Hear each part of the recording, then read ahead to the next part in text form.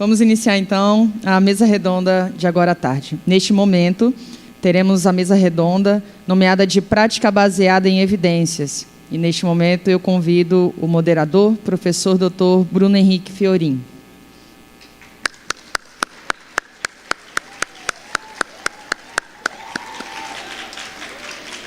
O professor Dr. Bruno é enfermeiro, doutor em Ciências da Saúde pela disciplina de Cardiologia da Unifesp e mestre em Saúde Coletiva na área de concentração de Epidemiologia pela UFES. Possui experiência assistencial em setores de alta complexibilidade e quimioterapia.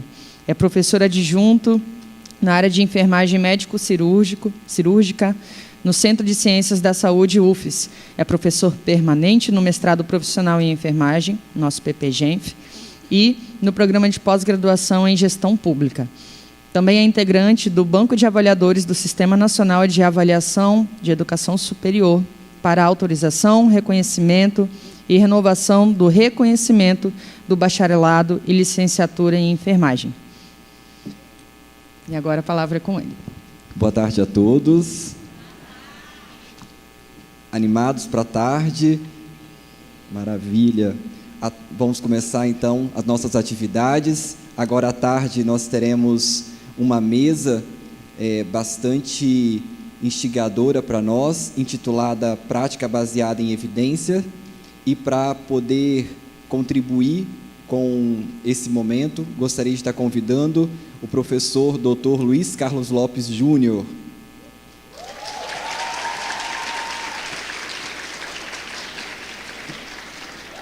O professor Luiz é enfermeiro, especialista em oncologia, mestre e doutor em ciências pela USP, com período sanduíche na Universidade de Alberta e no Cross Cancer Institute, em Edmonton, Canadá. É professor adjunto do Departamento de Enfermagem da UFES, coordenador adjunto do Programa de Pós-Graduação em Nutrição e Saúde da UFES, docente permanente do Programa de Pós-Graduação em Saúde Coletiva, também da UFES.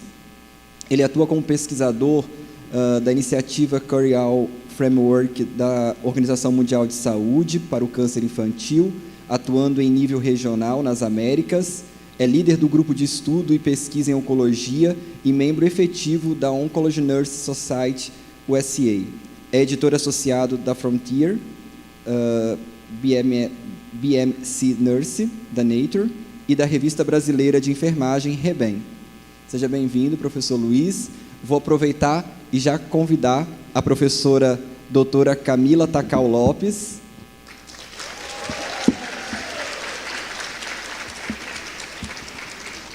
Professora Camila é professora adjunta da disciplina de enfermagem fundamental do Departamento de Enfermagem Clínica e Cirúrgica da Escola Paulista de Enfermagem, Unifesp, é diretora de estudos e pesquisas da Associação Brasileira de Enfermagem, Seção São Paulo, ABEM. Ela é orientadora permanente do Programa de Pós-Graduação em Enfermagem da Escola Paulista de Enfermagem, Unifesp, é fellow da NANDA International e diretora de Desenvolvimento de Diagnóstico da NANDA. É pesquisadora do Grupo de Ensino e Pesquisa e Assistência em Sistematização da Assistência de Enfermagem da Unifesp e membro fundadora da Rede de Pesquisa em Processos de Enfermagem, a REP. Então, vamos dar início as palavras, né, do professor Luiz e da professora Camila. Vou passar primeiramente a palavra para o professor Luiz, em seguida a gente passa para a professora Camila e logo, posteriormente, nós abrimos para as questões. Aproveitem, anotem as dúvidas e no final a gente abre para discussão.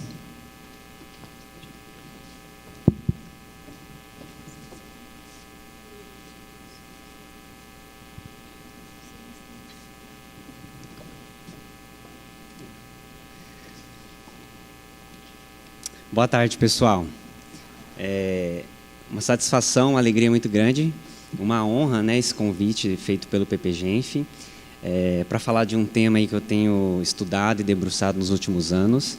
Então, agradecer aí as coordenadoras, né, a professora Lorena, a professora Miriam, toda a comissão organizadora e o programa de pós-graduação em enfermagem.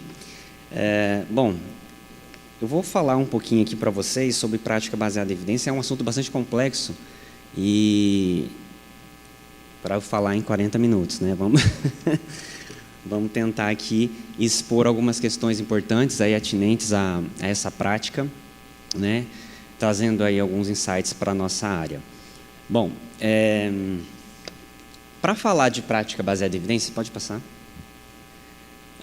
As evidências científicas, eu preciso falar do que é uma evidência científica antes de entrar em prática baseada em evidência.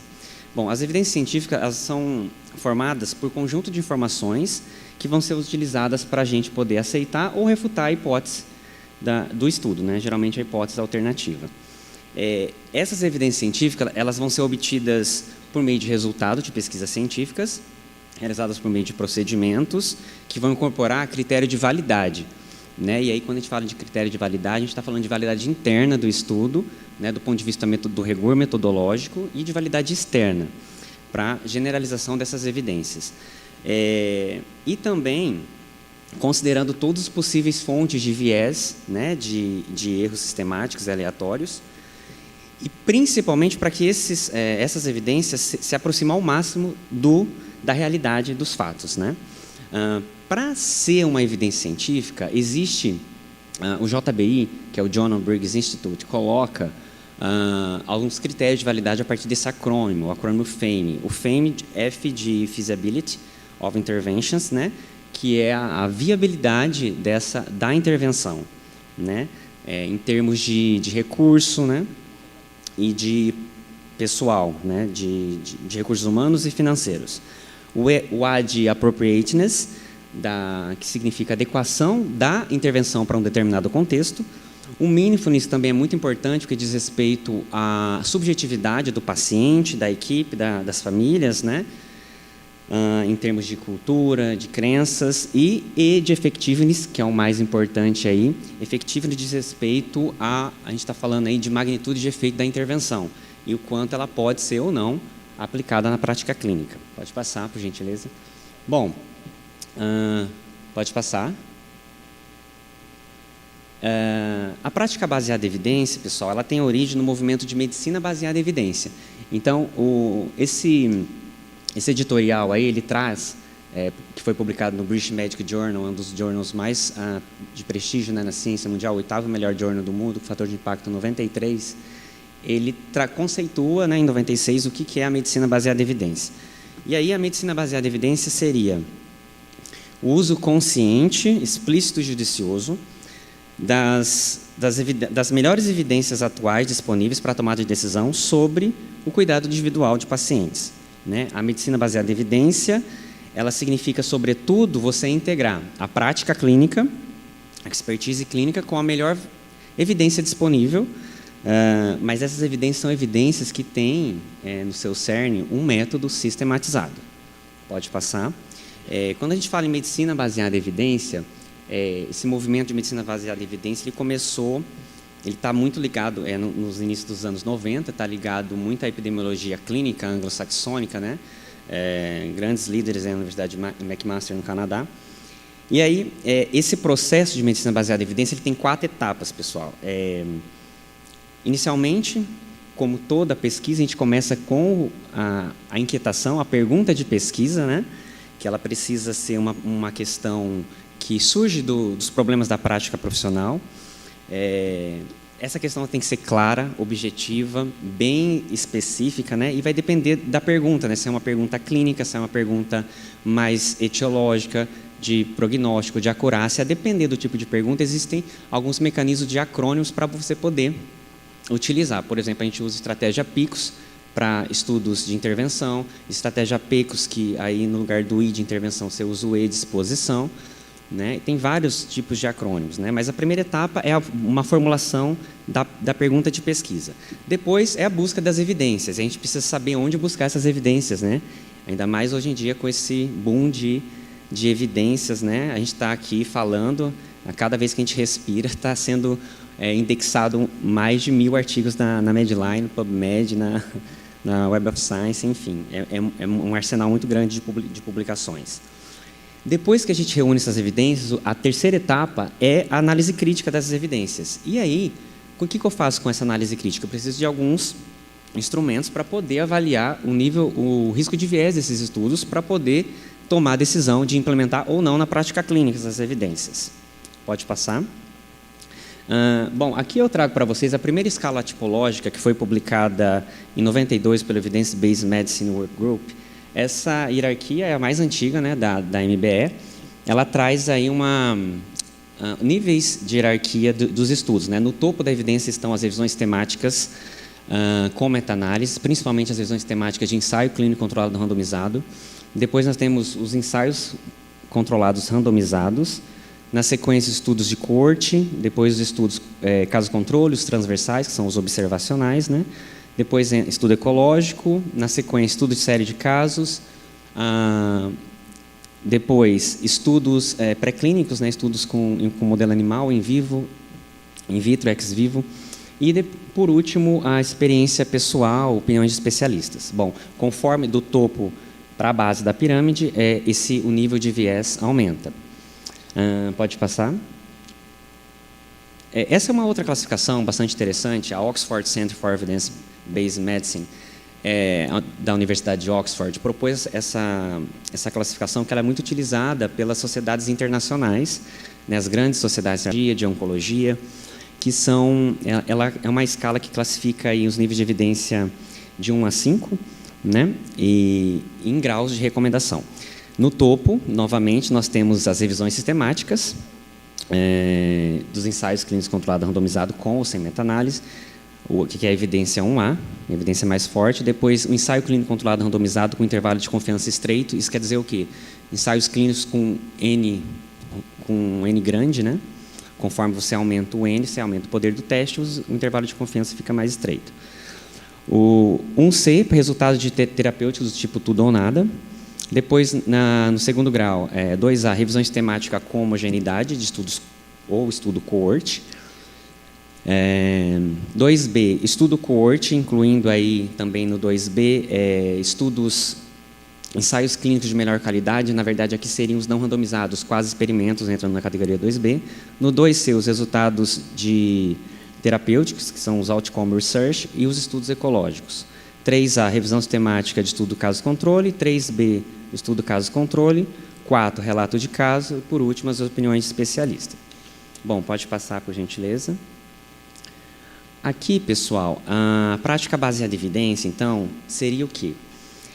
Na verdade, é um processo de descoberta, de avaliação e de aplicação dessas evidências científicas, né, para o tratamento e para o gerenciamento da saúde. Nada mais é do que o cuidado que vai ser guiado por meio de resultados de pesquisas com boa validade, por consenso de especialistas ou por combinação de ambos, tá? Essa figura é interessante, que ela mostra o pilar da prática baseada em evidência. Nós temos que atender esses 3 pilares para desempenhar a prática baseada em evidência, que são as evidências disponíveis na literatura, a experiência clínica, que é muito importante, e uma coisa que é adicionado, que não tinha no movimento de MBE, são as necessidades dos pacientes e as preferências dos pacientes que devem ser incorporadas nesse processo.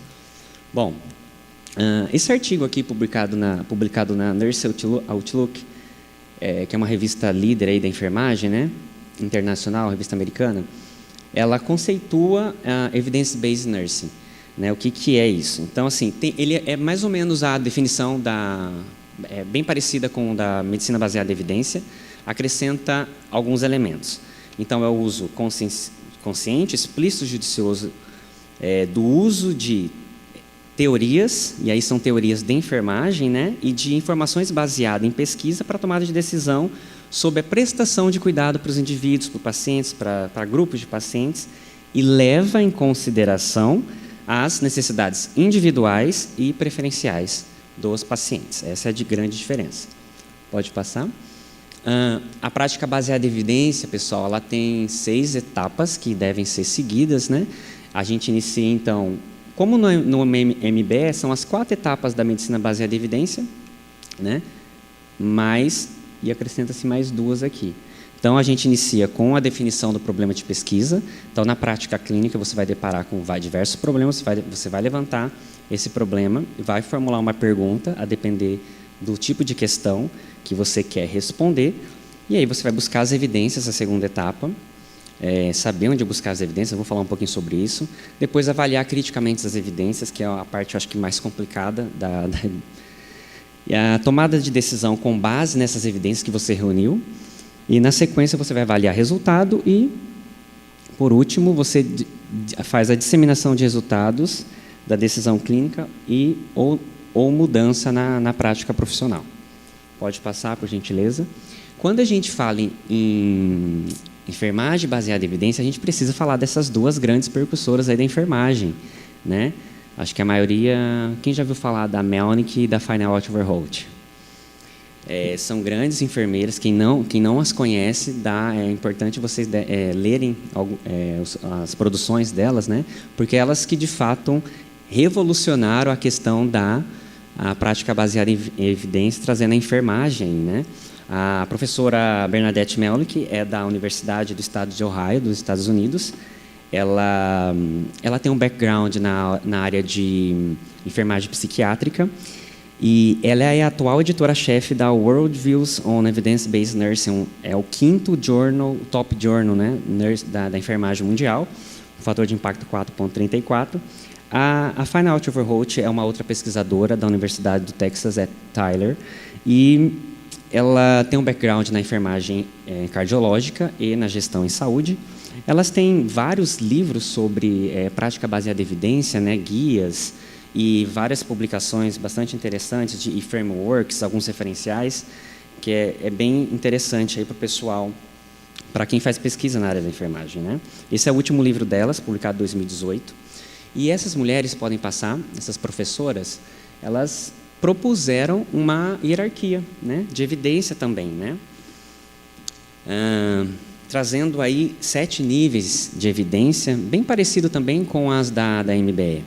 Né? Muda poucas coisas, né? No nível 1 nós temos, novamente, as revisões temáticas e meta-análise de ensaio clínico controlado randomizado. Depois, o ensaio clínico controlado randomizado é o segundo nível. O nível 3, os quase-experimentos, que são os ensaios não randomizados. Depois, os estudos caso-controle e cohort. Revisões temáticas de estudos descritivo e qualitativo, é o 5º nível de evidência. O 6º nível é um único estudo descritivo ou um único estudo qualitativo. E, por último, as evidências das opiniões de autoridade e comitê de especialistas. Bom, teve uma atualização, pode passar, por gentileza. A Pollitt e a Beck trouxeram em 2021 essa pirâmide aqui, que é uma das mais atuais, com 8 níveis de evidência. O que muda da outra é o seguinte: se a gente pegar a hierarquia de evidência da Melnick, Feinald-Overholt, ela não coloca nos estudos observacionais todos os estudos, ela coloca lá no nível 4 os estudos caso-controle e estudo cohort. Naquela escala, nível 1, nível 2, evidência forte, nível 3, 4, 5, evidência moderada, 6, 7, evidência fraca. Aqui nessa escala da Pollitt e Beck, o nível 5, se vocês visualizarem, ela coloca estudos, os não experimentais, ou seja, estudos observacionais. E aí são todos estudos observacionais. E aí entram os estudos transversais, os estudos ecológicos entram nessa tipologia. Tá? Então, ela está sendo bastante utilizada, essa pirâmide atual aqui. E aí, de novo, nível 1, 2 são evidências fortes, 4, 5, 6 são evidências moderadas, os últimos níveis são considerados evidências fracas. A gente vai falar um pouquinho sobre isso, porque tem algumas ressalvas, né? Pode passar, por gentileza. Aqui, pessoal, são os benefícios da prática baseada em evidência, né? Então, tem benefícios para a população em geral, tem benefícios para os enfermeiros, para os sistemas de saúde, tem benefício também para o nível de pesquisa e para os níveis educacionais. Isso aqui está onde? Está no guideline da OMS, que traz esse aporte teórico aí, né? Da importância de se implementar a prática baseada em evidência. Para a população geral, os benefícios são: você tem melhor desfecho dos pacientes quando você implementa isso, a qualidade dos cuidados, né, dos serviços melhora, você tem um aumento ainda da segurança do paciente, você inclui as preferências do paciente para a tomada de decisão clínica, isso é importante. Para os enfermeiros, aumenta a satisfação deles no trabalho, o empoderamento do enfermeiro, amplia, apoia, né, o crescimento profissional. Para os sistemas de saúde em geral, é importante aplicar a prática baseada em evidência porque você tem redução em custos, né? Redução em custos, Aumento da segurança do paciente, melhoria da qualidade do cuidado. No nível de pesquisa, você tem um aumento aí da necessidade de produção de síntese de evidências mais robustas e a integração da enfermagem para papéis aí, de experts, né, nos sistemas de saúde. Pode passar, por favor. Bom, as 6 etapas que a gente vai percorrer, então, iniciamos com a pergunta de pesquisa, depois a busca das evidências, né, científicas. Bom, eu vou falar agora da onde a gente encontra as evidências, as melhores evidências. Pode passar, por gentileza, está na segunda etapa aí. Pessoal, existem inúmeras bases de dados eletrônicas para a gente buscar evidências. Não é buscar no Google, né? A gente tem bases importantes aí da literatura, que reúne literatura científica, que são bases recomendadas para a gente ter evidências seguras e confiáveis. Vamos lá. A Cochrane Collaboration, que é uma das principais colaborações de síntese de conhecimento, né, a mais antiga no mundo, ela coloca 3 bases essenciais. Com essas 3 bases essenciais, você reúne uma boa literatura e você consegue fazer muita coisa com essas 3 bases. As três bases são Medline via PubMed, a Embase e a Cochrane Library. São as 3 bases essenciais. Existem bases complementares, como a Web of Science, a Scopus, a Science Direct, que são bases que eu uso, gosto muito também. Existem bases especializadas, e aí é importante você, quando você está conduzindo uma revisão sistemática, por exemplo, você tem que usar as bases essenciais, as 3, pelo menos uma complementar e uma especializada. Por exemplo, você é da área da psicologia, ou está avaliando um desfecho psicológico, você tem que utilizar a base de dados PsycInfo, que é de psicologia e saúde comportamental. Nós, enfermeiros, se está fazendo algum tópico sobre a enfermagem, precisa buscar Sinal, que é a base internacional da enfermagem, e assim por diante. Tem diversas bases de dados. Aí tem as bases de registro, né, clinicaltrial.gov, tem plataforma de ensaios clínicos da OMS, tem ainda os buscadores na web e bibliotecas virtuais. A The British Library é uma biblioteca virtual, Cielo é uma biblioteca virtual. Então, são lugares que a gente pode encontrar as evidências. Pode passar, eu vou destacar algumas para vocês. A principal aí é a Medline, via PubMed. Essa base aí, ela tem um indexador controlado de assunto, que é os Mesh Terms.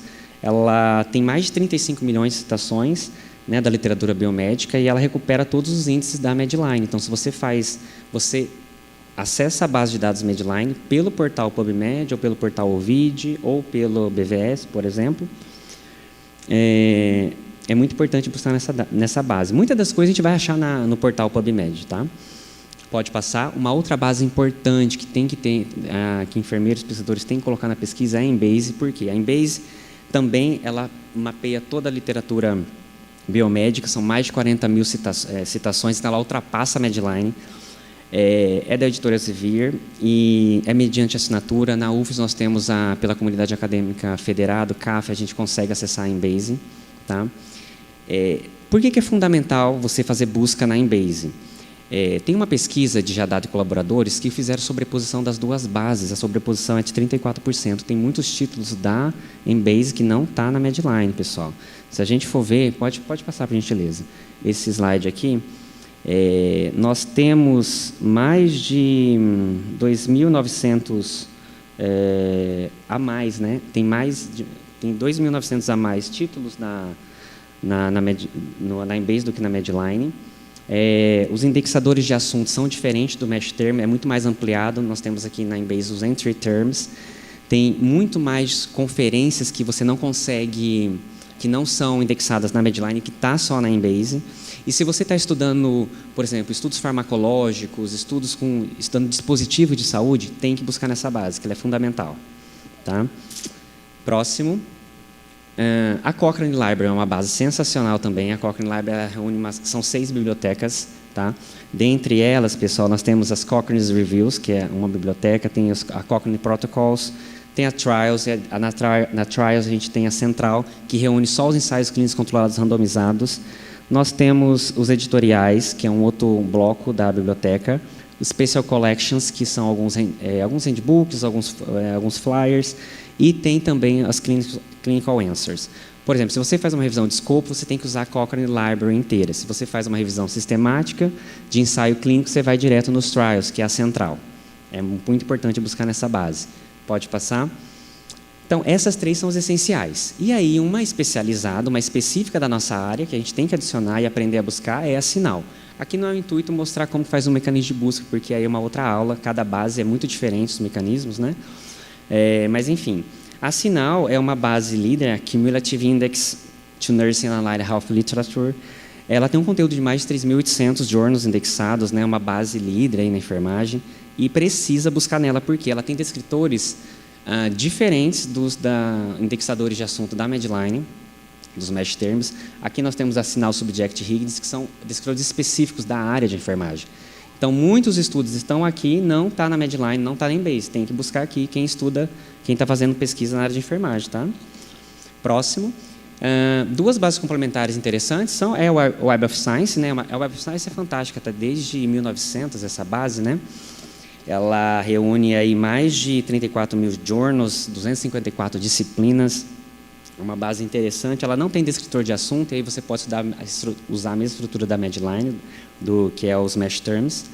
Uma outra base é a Scopus. A Scopus é uma base menor. Dependendo do mecanismo de busca, ela tem que ser bem restrita, porque senão você pega pouco estudo. Né? Ela tem aí em torno de 22 mil, né, citações, então é uma base menorzinha. Bom, pessoal, com isso aí, mas com aquelas 3 e a Sinal, a gente dá conta de mapear muito bem os estudos, tá? Próximo.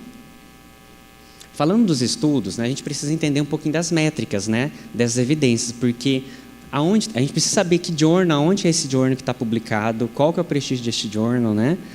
E aí existem métricas para isso, né? Algumas métricas são reais, verdadeiras, e tem várias métricas fakes. Vamos falar de métricas reais, verdadeiras. Pode passar. A principal métrica, pessoal, tem um QR Code aí, vocês podem escanear. Essa lista aí é do JCR, Journal Citation Reports. Essa lista oficial, a lista oficial do JCR, ela é da Clarivate Analytics, ela é lançada todo mês de junho de cada ano. Então, agora, junho de 2023, vai ser lançado o JCR 2022. Bom, aqui é o fator de impacto das revistas, né? Então, você tem o total de citações no período, número de publicações no mesmo período, divide, você tem o fator de impacto. Esse que é o cálculo. E aí, aqui eu trago os top 10 journals do mundo, né? A briga aí sempre é Estados Unidos e Inglaterra, né? Então, o Journal Leader aí é a CA, um journal da oncologia, CA Journal for Clinicians, 286 o fator de impacto. Na sequência, nós temos o The Lancet, né, que é um grande journal aí, da Inglaterra, The New England Journal of Medicine, depois a gente vai para os Estados Unidos, a JAMA, e aí vai descendo, né? British Medical Journal, 8º journal, o grupo Nature também. Essas são os top 10. Nós temos nessa lista mais de 12 mil revistas, 254 disciplinas, mais de 2.500 editores, 114 países. Então, para você ver a qualidade se está nessa lista é porque está indexado na Web of Science. Para ser indexado na Web of Science, precisa de critérios muito robustos para estar na Web of Science. Então, é confiável se estiver nessa lista aí, tá bom? Próximo. Uma outra métrica que tem sido utilizada, inclusive o Qualis está mudando, né? Está utilizando isso aí, o que é o CIT-Score. O CIT-Score, cada base vai utilizar o CIT-Score por meio de percentis, né? Esse aqui eu trouxe um exemplo da Scopus, né? Você calcula as referências aí de todos os documentos de um ano específico, em todos os documentos publicados nos anos anteriores, e aí você divide pelo número de publicações indexadas na Scopus nesse mesmo ano, você tem o CIT-Score. Então, foi com base nesses percentis que foi evidenciado o Qualis, né, da quadrenal vigente. Pode passar, por gentileza. Falando em Qualis, o Qualis é uma outra métrica, né, só que brasileira apenas. Eu tenho várias críticas, né, não só eu, vários pesquisadores com relação a essa métrica do Qualis, né. Ele provavelmente vai ser extinto, essa classificação. Mas, bom, o que temos hoje é o Qualis, né, aqui no Brasil, 2017-2020, porque tem outros critérios de validade mais interessantes, né, para avaliar. O Qualis ele vai avaliar a produção científica mais designada aos programas de pós-graduação, né, é isso que vai avaliar. Está mudando muito, né, ele era um pouco pior, mas melhorou um pouco nessa última versão, com os percentis, o CIT-Score, mas, enfim. Agora nós temos no Qualis 2017-2020, que vai do extrato A1 até A4. O A1 é o mais elevado, depois B1, B2, B3, B4, e o último extrato é o Qualis C, que pontua 0. Né? Pode passar. Uma outra métrica interessante que tem sido utilizado no mundo, nos principais jornais de prestígio, aí, é o Altmetrics. Altmetrics é uma métrica alternativa.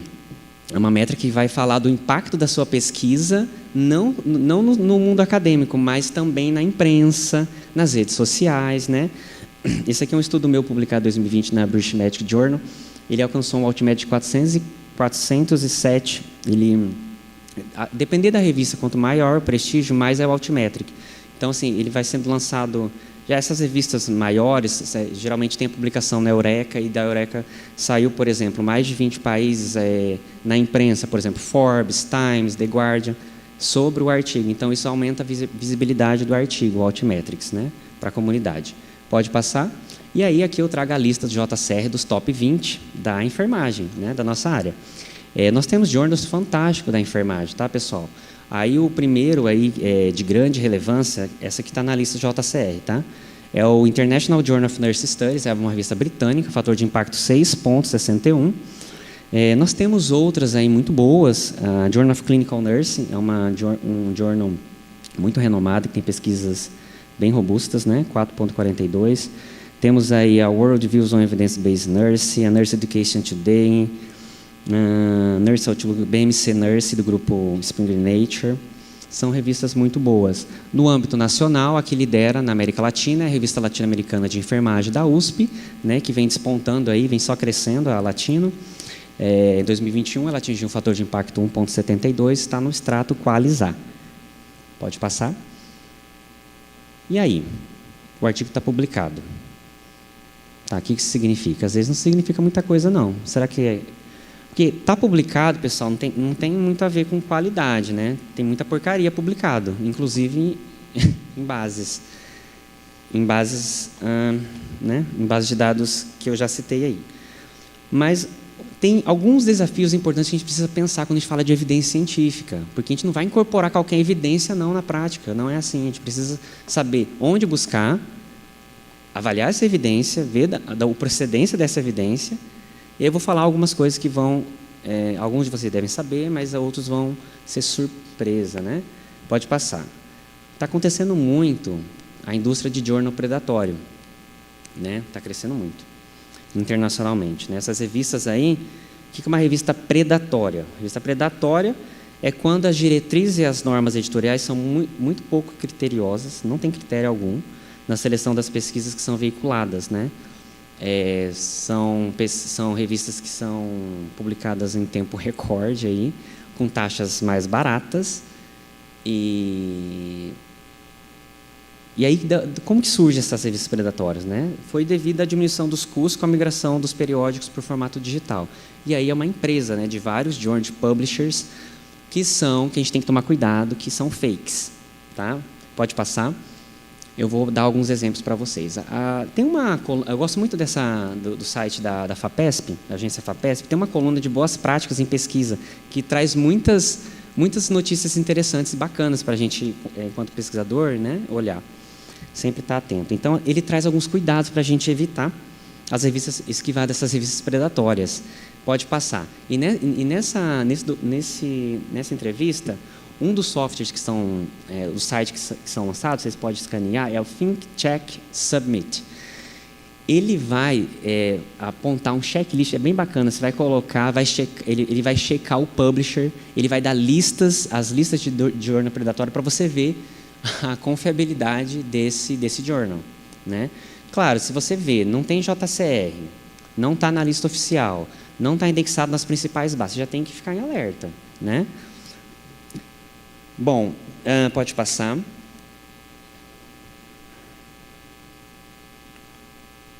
Essa é a lista, pessoal, essa lista é uma lista interessante. A principal lista de journals predatórios, vocês podem escanear ela aí, ó. É a Bill's List. Aí tem tudo que não presta, tá? Dos principais publishers predatórios. Existem várias listas, mas essa aí é uma das principais. Pode passar. 10 dicas para vocês seguirem para não cair no publisher predatório.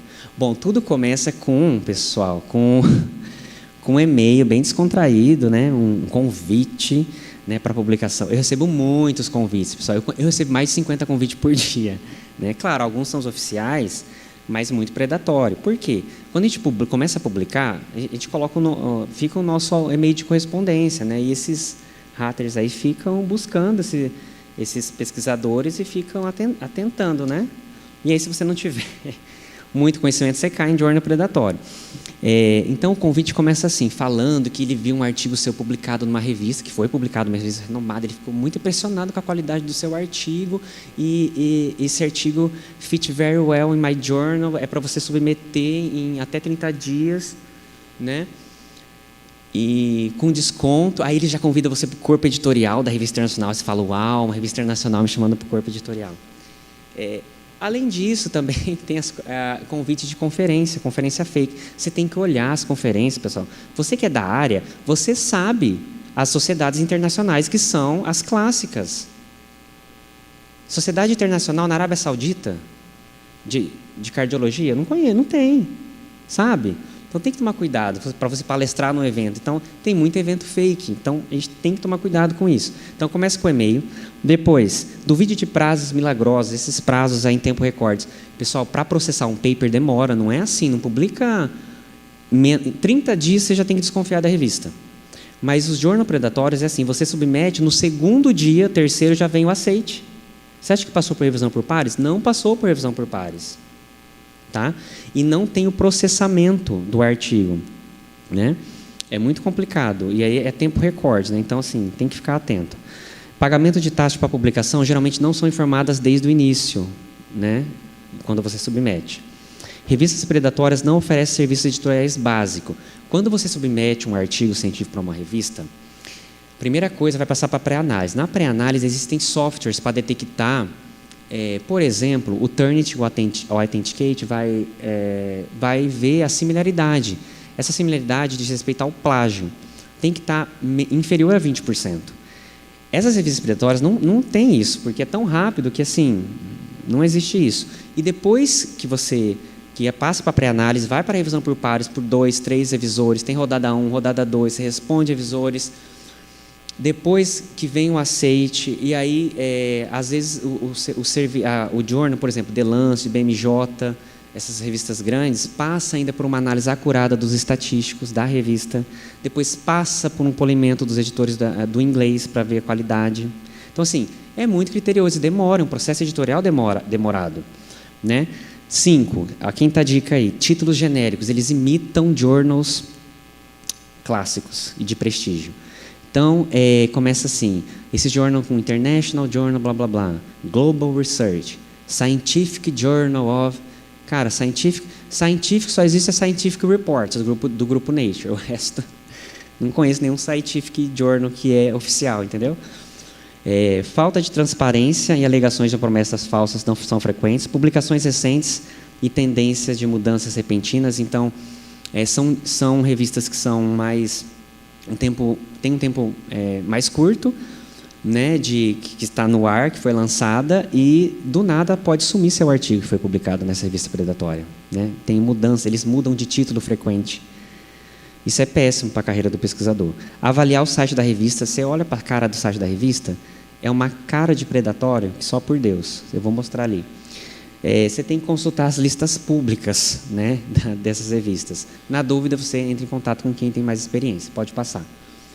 Um exemplo de revista predatória. Nós temos aqui The British Medical Journal, o 8º journal mundial, né, de mais prestígio, fator de impacto 93. Essa é a cara do BMJ. Aí tem uma revista predatória que está naquela lista que eu mostrei, que chama British Journal of Medical and Health Research. Então, ele muda uma palavrinha e adiciona outro trem. E aí, olha a cara dessa revista, pessoal. Olha que carinha de predatório. Não é? Essa ainda foi humilde. Ela colocou um fator de impacto 0,72. Mas tem revista que é tão sacana que coloca fator de impacto 7, 8. Então, não existe. Você vai olhar no JCR, não tem esse fator de impacto. Então, tem que tomar cuidado. Principalmente pós-graduando, né? Porque o pós-graduando fica na ânsia de querer publicar. Pessoal, nem os docentes que já publica, recebe convite oficial, não vai mandar, o editor não vai mandar convite para pós-graduando para publicar em revista boa, né? Então a gente tem que A gente tem que ter noção. Pode passar. Uma outra preocupação que tem surgido na literatura... Pessoal, isso aqui é muito sério, tá? O COPE, você sabe o que é o COPE? O COPE é o Comitê de Produção Ética da Ciência, né? Vários journals seguem as diretrizes do COPE, os journals sérios, né? E aí tem se falado muito da inteligência artificial. Vocês devem ter já visto várias coisas, né? É um mundo, né? A inteligência artificial vai dominar, né? Muitas das coisas, no ensino, em produção, enfim. Mas tem algumas ressalvas, né? Tem sido utilizado muito recentemente esse ChatGPT, é o ChatGPT. Esse ChatGPT, ele usa um programa de inteligência artificial e tem preocupado a comunidade científica. Por quê? Porque você está de produzir artigos, olha só que sério isso, produzir artigos em tempo recorde utilizando a inteligência artificial.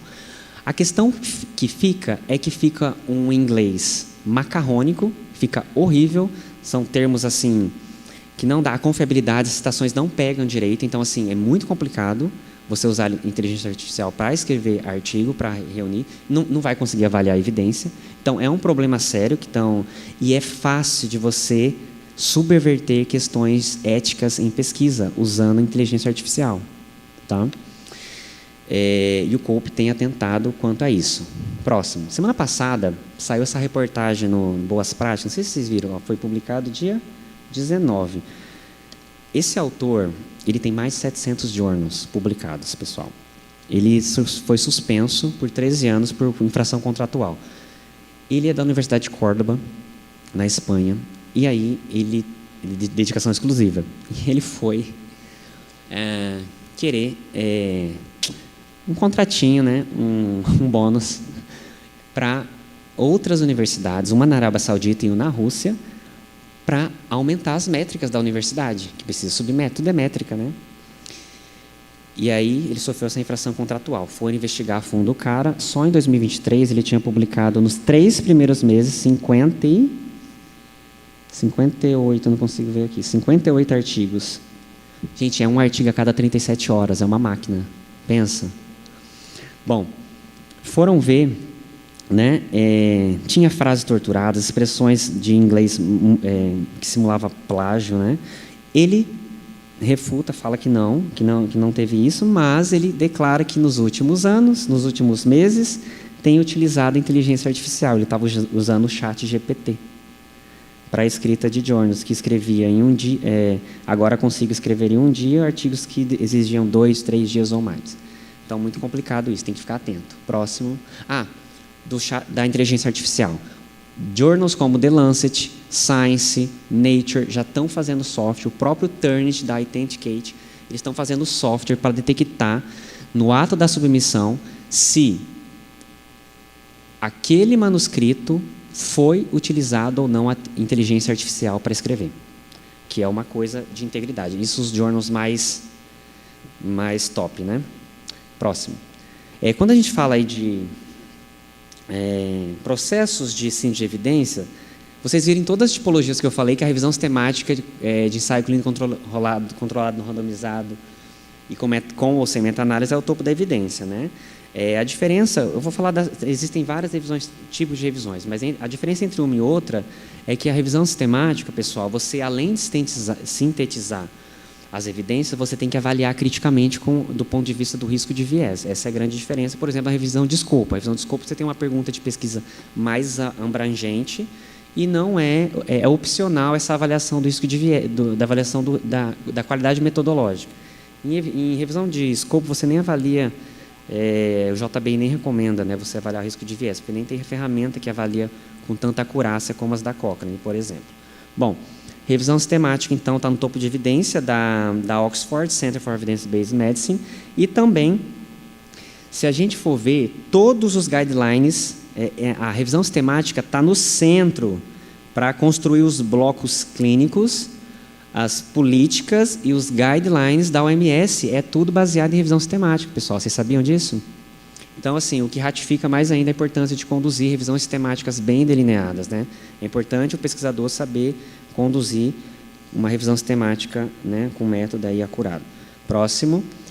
Se a gente for para os protocolos assistenciais de enfermagem, né, do COREN, do COFEN, todos os protocolos, se a gente for ver, a base para a construção é revisão sistemática. Então, não tem como fugir. Só que, próximo,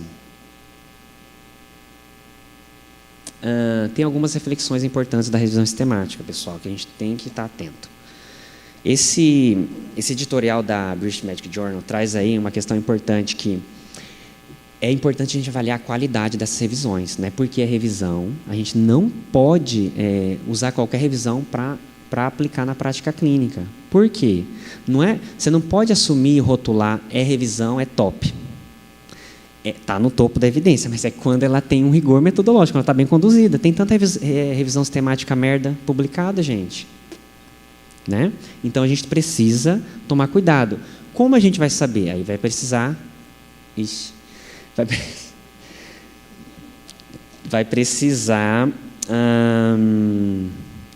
avaliar muito bem as evidências científicas. Tá bom, pessoal? O tipo de revisão que está sendo bastante utilizado é as revisões, as meta-análises network, que avalia múltiplas intervenções multicêntricas ao mesmo tempo. Pode passar. Então, tomar cuidado com as revisões sistemáticas, tá? Eu fiz uma busca rapidinha no PubMed, né? Nós temos quase 300 mil revisões sistemáticas publicadas, desde o início da base até hoje. Vocês acham que essas 300 mil são de boa qualidade? É nada? Não é não. Tá? Pode passar. Revisões sistemáticas confiáveis. Onde vai ter revisão sistemática boa? Pessoal, a chance de ter algum furo em Cochrane Review é muito baixa. Para publicar nessa revista, a colaboração Cochrane é a mais antiga, né, que reúne as evidências confiáveis. A colaboração está em diversos países, ela foi fundada em 93. Né, o Centro Colabora Cochrane no Brasil é na Unifesp.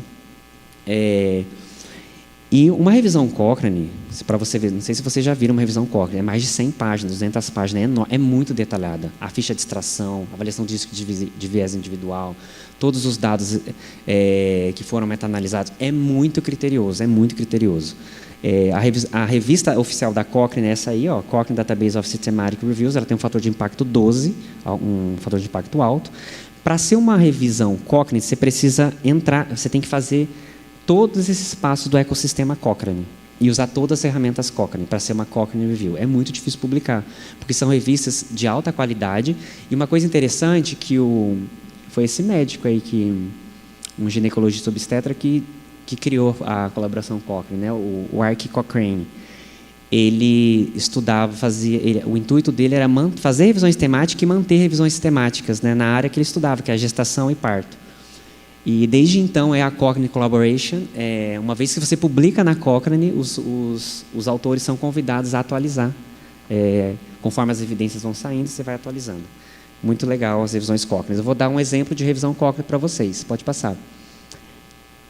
Mas antes disso eu vou falar da outra colaboração, que é o JBI. O JBI é um pouco mais recente que a Cochrane, né? Também é um instituto muito renomado, importante aí na implementação de evidências científicas. A base dele é em Adelaide, na Austrália. É um centro colaborador, então tem vários países que tem está linkado ao JBI. Tem uma revista também, o JBI, mas é uma revista mais nova, né, de 2003, é o JBI Evidence Implementation, o fator de impacto é 0,93. É uma revista que está crescendo, né? E tem publicado umas revisões boas, né? Pode passar. Voltando para a Cochrane, quando a gente faz uma busca para ver se tem alguma coisa de enfermagem tem revisão avaliando desfecho, intervenções de enfermagem na Cochrane? Opa, se tem. Eu fiz uma busca rapidinha e eu achei 83 Cochrane Reviews. Pode passar. Vou dar um exemplo aqui para vocês. Essa foi publicada em 2018, né? Nurse as Substitute for Doctors in Primary Care. Não gostei muito do título não, mas enfim, nurses como no lugar de médicos da atenção primária, comparando enfermeiro e médicos, né? Foi uma revisão sistemática de ensaio clínico controlado randomizado, portanto eles utilizaram a estratégia PICOS, P de população. A população eles incluíram todos os pacientes, desde recém-nascidos até a população adulta e idosa. O I de intervenção foram os enfermeiros, né, consultas de enfermagem. Comparação foi as consultas médicas, o atendimento pelo médico. Os outcomes avaliados foram qualidade de vida, teve mortalidade, status da saúde, a adesão do paciente, satisfação do paciente. E as buscas, eles buscaram na Medline, teve na Central Cochrane, que é a base de registro de ensaio clínico, né? E na Sinal, por ser a base internacional da enfermagem. Foram essas 3 bases, além dos registros da OMS, né, da Clinical Trial Registry Platform, o CTPR, e o clinicaltrials.gov do NIH. O que eles encontraram? Pode passar. Bom, atenderam os critérios de elegibilidade de 18 estudos, 18 ensaios clínicos controlados randomizados que entraram na revisão sistemática. Próximo, vamos passar aqui alguns dados que foram meta-analisados. 4 desfechos que eu quero mostrar. Qualidade de vida. Se a gente pegar aí não sei se eu vou conseguir mostrar. O estudo de Campbell é o que tem mais, é o que tem um peso maior, né? Se a gente for ver pelo quadrado, ele tem um N de 7.000 doses, né? Atendimentos de enfermeiro, um controle 6.000. Então, por isso que o quadradinho dele lá, ele é um pouco maior. Eu não estou conseguindo ver direito aqui. Ele é um pouquinho maior aqui em cima. Bom, enfim, os estudos, vamos olhar para o diamante. O diamante eu consigo ver bem daqui. O diamante meta-analítico, que é o losango, o último, ele está a favor dos enfermeiros. Então, a maioria dos estudos, alguns, conforme o estudo é maior, o intervalo de confiança, que é de ponta a ponta, ele é mais estreito. Conforme o N é menor, esse intervalo ele cresce, tá? O losango meta-analítico ele está a favor da enfermagem. O que quer dizer esse resultado de meta-análise? Que o desfecho de qualidade de vida foi muito melhor para pacientes que foram cuidados por enfermeiro do que quando comparados por médicos da atenção primária. Idem para controle da pressão sistólica. Então, meta-analisaram 3 estudos, um enquadrado de 0% com baixa heterogeneidade, e aí, meta-analisando esses dados, a gente vê que está tudo para o lado de cá, a favor, a maioria dos estudos, né? Tem um estudo que está mais robusto, com N maior, e o losango meta-analítico também a favor. Então, o controle pressórico sistólico também foi mais efetivo com enfermeiros do que com médicos. Com relação, pode passar, com relação ao controle de hemoglobina glicada, não teve diferença estatisticamente significante. Se você vê o losango meta-analítico, ele passa no 0, então não tem diferença ser monitorado por médico ou enfermeiro, isso não tem impacto. Mas tem impacto na satisfação do paciente. Olha só, a maioria dos estudos dos pacientes que foram acompanhados por enfermeiros, teve maior satisfação do paciente quando cuidado pelos enfermeiros do que com os médicos da atenção primária. Então, a conclusão foi que enfermeiros fornecem cuidados de qualidade igual ou possivelmente melhor em comparação com os médicos da atenção primária e alcançou resultados de saúde iguais ou melhores para os pacientes. E com os enfermeiros, atinge-se níveis mais elevados de satisfação do paciente em comparação com os médicos da APS. Pode passar. Bom, além da Cochrane, vou só dar uns exemplos de revisão sistemática de journals da enfermagem, né? Journal Leader, pessoal. E está fantástico esse número. Saiu essa semana, o QR Code está ali. O Journal of Clinical Nurse é um journal muito clínico da enfermagem, muito clínico. Tem muitas pesquisas interessantes. Vocês têm que, pessoal aí do PPGenf, né, dos mestrando, é importante seguir, olhar as evidências desse journal, são evidências muito boas. Trouxe algumas revisões temáticas aqui, ó, do número de maio. Fator de risco para lesão por pressão em pacientes adultos, né? Fizeram uma meta-análise sobre fatores sociodemográficos e baseado na escala de Braden. Então, tem muita coisa bacana aí publicada, tá? Para implementar na prática clínica. Estudos bem conduzidos. Pode passar. No International Journal of Nurse Studies, que é o top, né? O top 1 da enfermagem aí, fatores de impacto 6.6, também tem algumas evidências clínicas importantes, né? A primeira aí, edema como preditor de incidência de novas lesões por pressões em adultos em qualquer cenário de prática, né, revisão sistemática e meta-análise. Uma outra aí, intervenções de enfermagem para promover o envolvimento de paciente no cuidado ao câncer. Então, tem muita revisão bacana publicada, tá, pessoal? Pode passar. Toda revisão sistemática tem viés importantes também. Tem viés de publicação, viés de desfecho, viés de publicação é o principal que eu vou chamar a atenção. Às vezes a sua busca não está muito sensível e específica, aí você não consegue captar o número de artigos ou vai para um desfecho, acaba você captando estudos que têm um desfecho mais favorável do que porque tem uma tendência de publicar o que é positivo do que não é positivo, aí você tem viés de publicação. Mas tem vários viés como outros estudos. Pode passar? Revisão sistemática com meta-análise vai ser sempre a melhor evidência para você implementar na prática? Depende. Às vezes não. Tá? Por quê? Vai depender da sua pergunta clínica, pessoal. Vai depender da sua pergunta clínica. A revisão sistemática, para todas as perguntas clínicas, ela de fato vai ser ao topo da evidência. Eu já mostrei as hierarquias. São várias, né, que ratifica isso. Mas se é um estudo etiológico, estudo prognóstico, um estudo de prognóstico é um estudo de acompanhamento, de follow-up de longo tempo. Então, você vai usar o melhor delineamento, não é um ensaio clínico contato randomizado, é o estudo coorte. Tá? Se você está avaliando a meaning, significância para o paciente, percepção, você não vai ver isso com ensaio clínico controlado randomizado. Aí a melhor evidência vai ser um estudo qualitativo, entende? Se você estiver avaliando custo, o melhor estudo, você pode até ter um ensaio clínico com análise de custo-efetividade, mas o estudo principal são os estudos de avaliação econômica. Então, vai depender da sua pergunta, tudo depende da pergunta. Próximo. E aí eu quero falar uma questão com vocês, que é a evidência ideal ou a melhor evidência disponível? A ausência de evidência de alta qualidade não vai impossibilitar você, enfermeiro, para tomar decisão na sua prática. E aí, nessa situação, você vai ver a melhor evidência disponível e não a melhor evidência possível. Tá bom? Próximo, isso é ratificado, inclusive, o próprio JBI coloca. Né?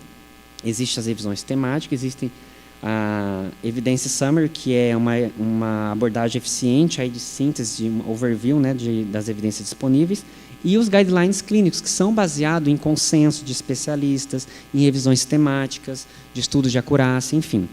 Então, são muitos tipos de evidências que podem ser incorporadas. Pode passar. E aí eu vou...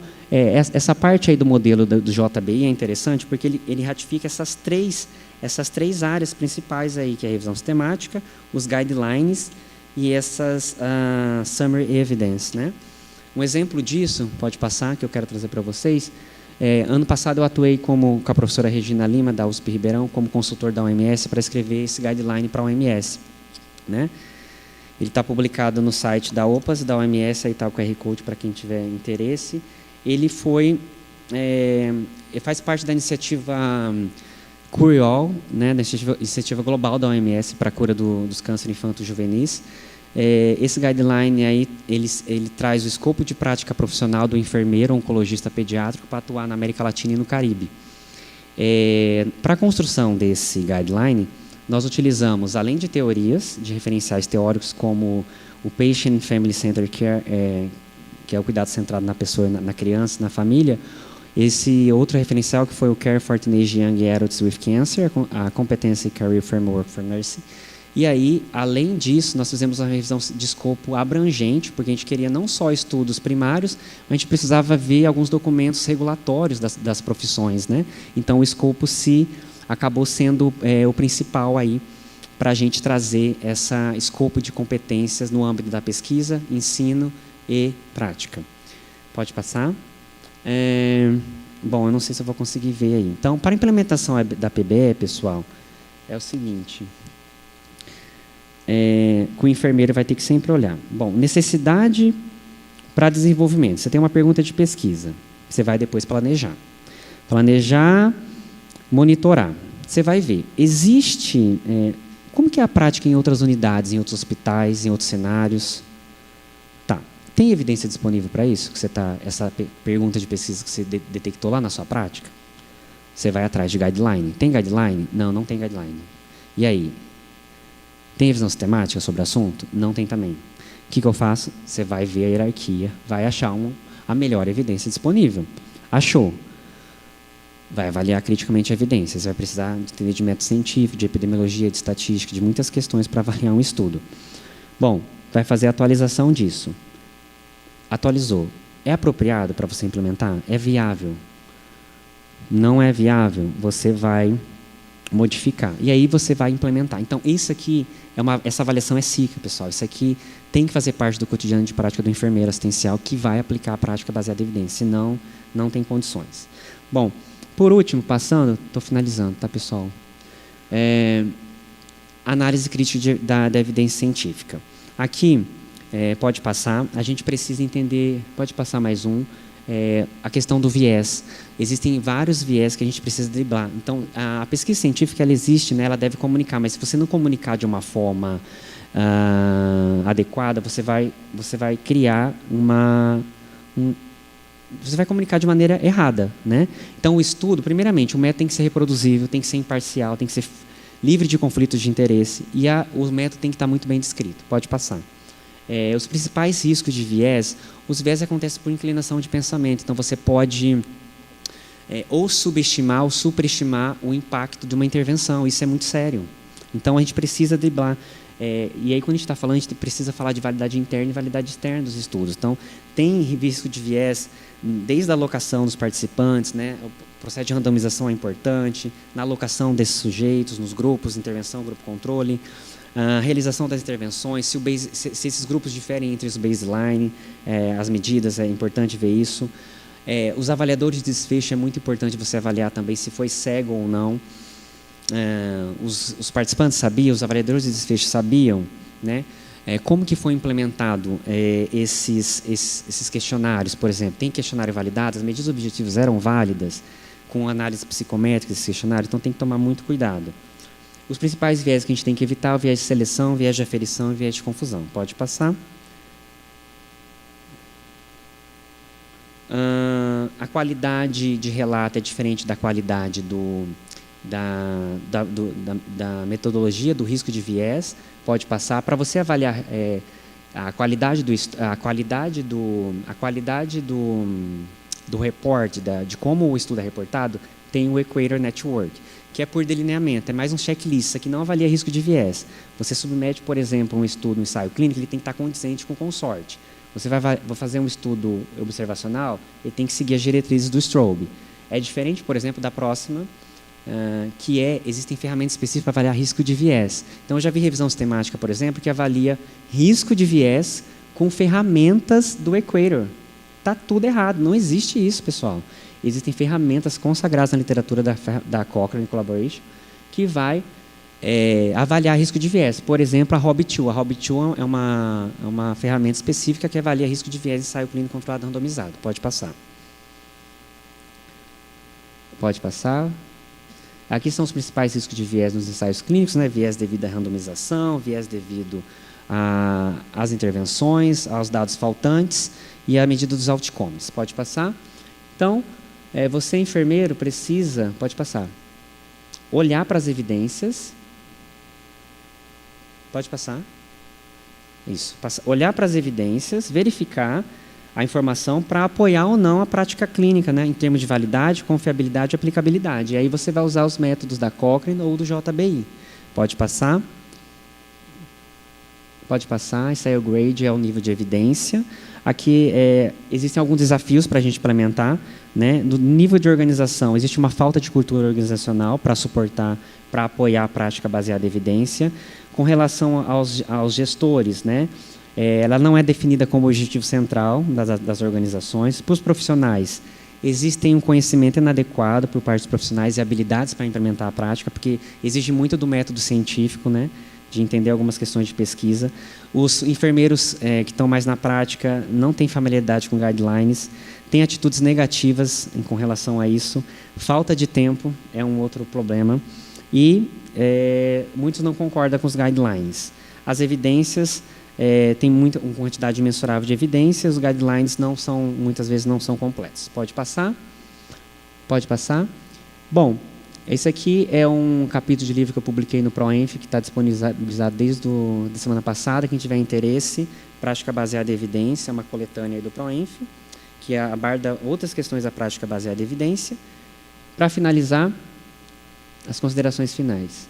Pode passar. O que refuta a ciência, pessoal, é só uma ciência melhor, tá? Então, a gente precisa tomar muito cuidado com relação a isso. Tem alguns desafios importantes para a gente vencer aí. E pode passar. Eu deixo essa frase aí da Melink Final Overholt, né? Que é importante a gente incluir a evidência, as melhores evidências disponíveis, com a expertise e a prática clínica e com as preferências e necessidades dos pacientes. Muito obrigado, pessoal. Desculpa aí.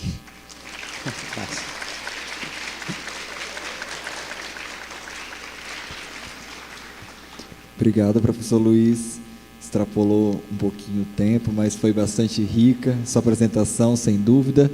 Agora gostaria de convidá-la para fazer parte aqui da mesa e passar a palavra para a professora Camila. Pode ficar à vontade, professora.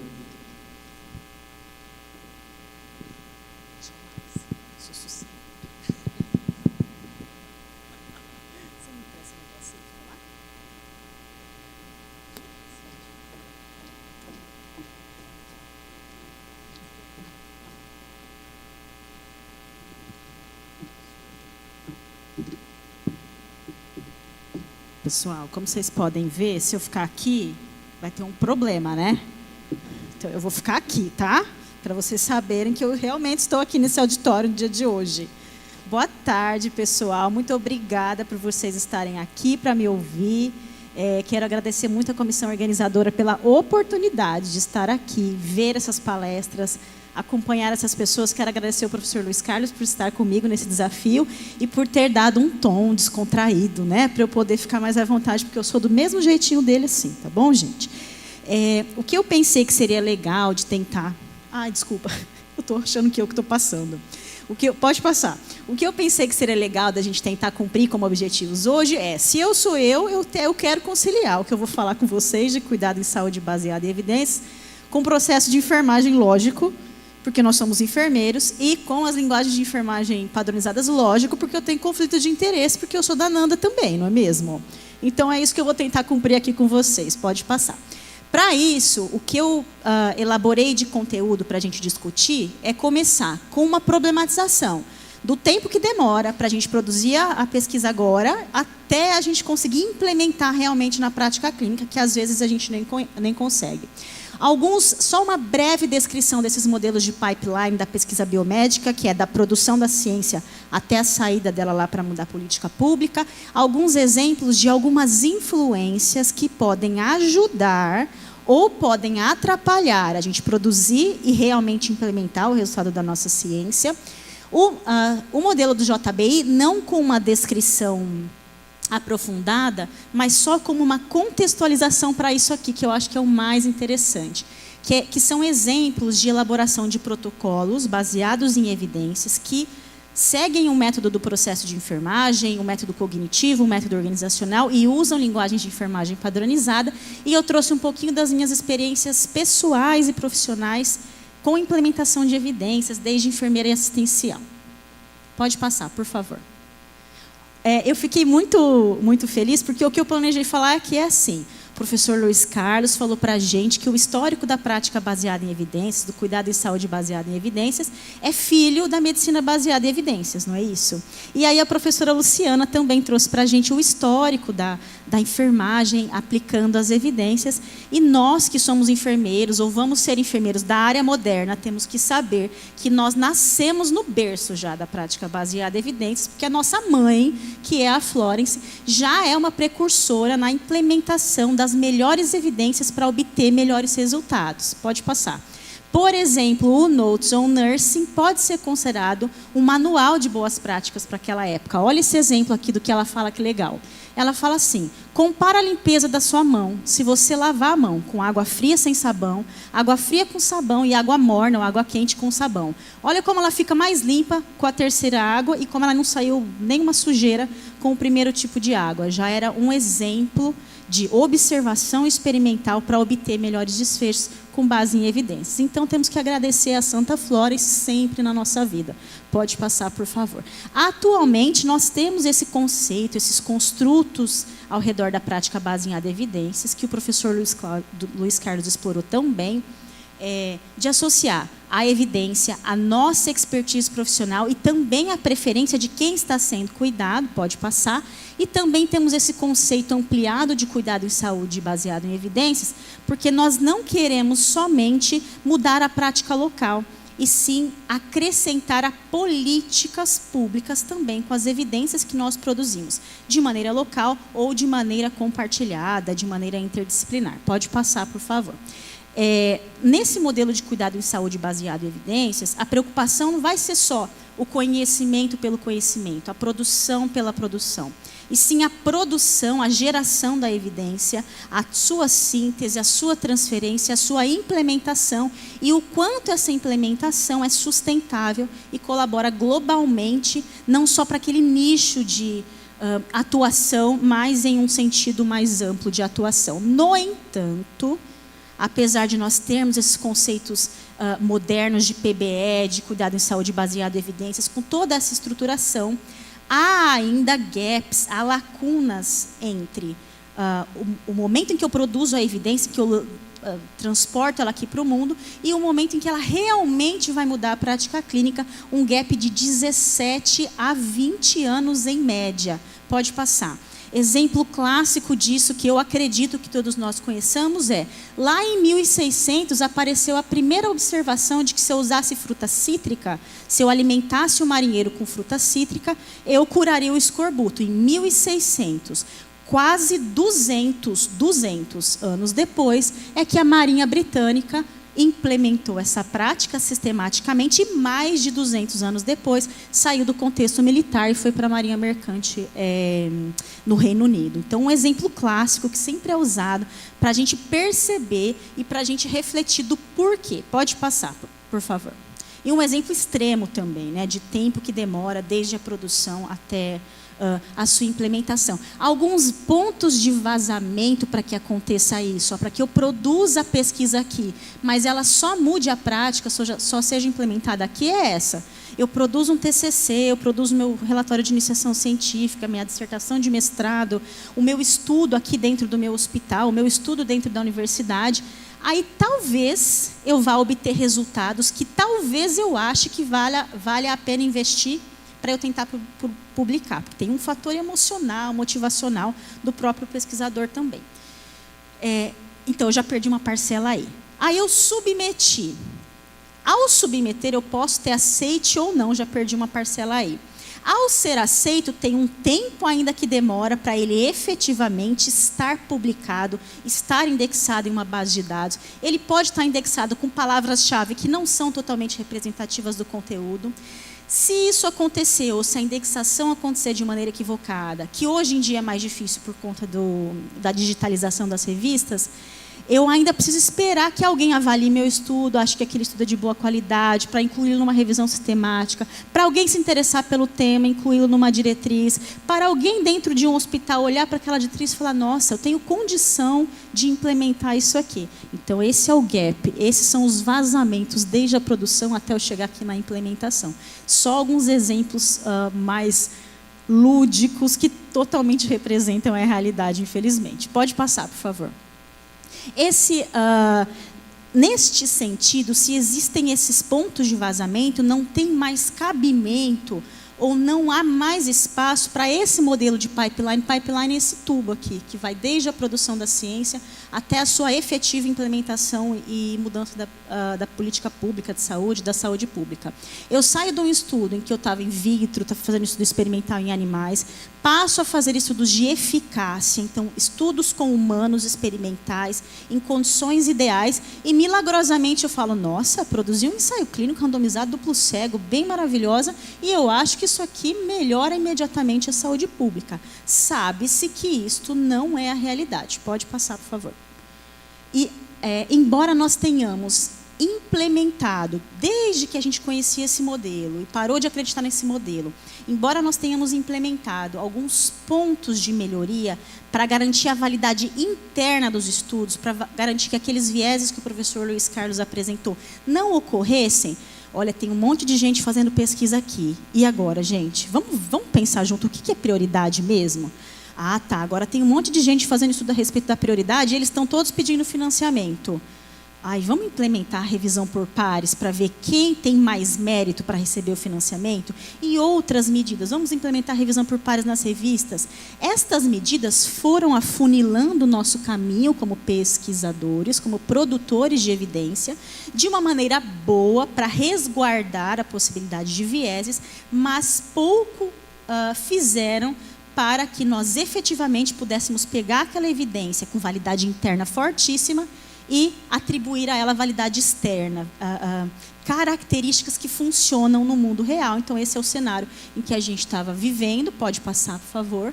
E aí a gente entra num segundo modelo de pipeline, acrescentando um dadozinho, um momento aqui. Saí do estudo pré-clínico, passei para o estudo de eficácia no mundo ideal, em que o enfermeiro especialista em terapia intravenosa, que já fez milhares de punções, é o enfermeiro que vai na unidade fazer a punção, aplicar a película transparente, para comparar se a fita não estéreo tem a mesma efetividade. Uma coisa bem esdrúxula.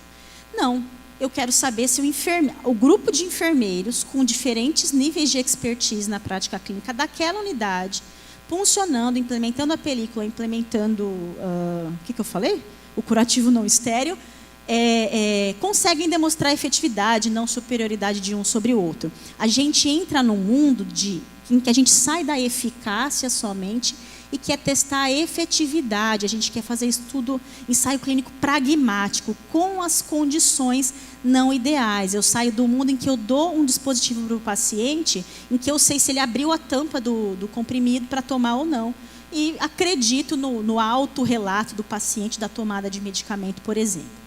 É por isso que a gente vê medicamento funcionando, ensaio clínico randomizado, e depois, quando ele entra no mercado, a efetividade é bem menor, porque a efetividade não foi levada em conta. O mundo real não foi levado em conta. Pode passar. Então, a gente viu 2 modelos de pipeline até o momento. Esse aqui parece interessante, esse aqui parece legal, mas aí vem a Cochrane e fala para a gente, olha, você tem evidência de eficácia, você tem evidência de efetividade, mas quando a gente vai fazer auditoria e feedback, então, observar a efetividade da implementação da intervenção e prover um feedback, dar um retorno para o profissional, a gente vê que nem isso é o suficiente para modificar comportamento. Acho que 4,3% dos estudos nessa revisão somente que mostraram que efetivamente os profissionais, ao implementar aquela intervenção baseada nas melhores evidências, realmente aderiu, realmente mudou o seu comportamento.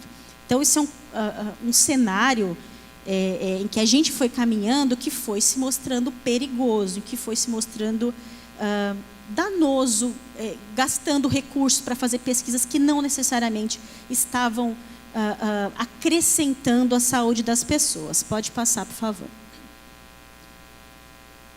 Então, se a gente está nesse cenário, eu sei que se eu fizer simplesmente um ensaio clínico, se eu fizer um ensaio clínico pragmático, isso não necessariamente vai mudar a prática.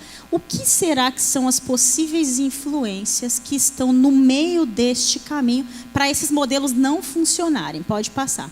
Um exemplo bem interessante que eu acho é esse exemplo da insulina, que está comemorando 102 anos agora, e está bastante aí na mídia. A insulina, quando foi criada, ou quando começou a ser produzida, existia um contexto social e de saúde em que as pessoas que tinham diabetes estavam morrendo, você gostou da entonação? Por inanição, morrendo em coma. Então, havia um apelo público, um apelo midiático bastante grande por conta dessas pessoas. Pode passar. Quando os extratos de pâncreas lá começaram a ser produzidos e os cientistas ganharam um espaço em laboratório em 21 para começar a purificar e aprimorar e refinar aqueles extratos e descobrir qual é a substância que está auxiliando aqui no controle da glicemia. Olha só, da metade de 21 para o final de 21 já havia apresentação dos resultados. E quem estava lá vendo a apresentação desses resultados?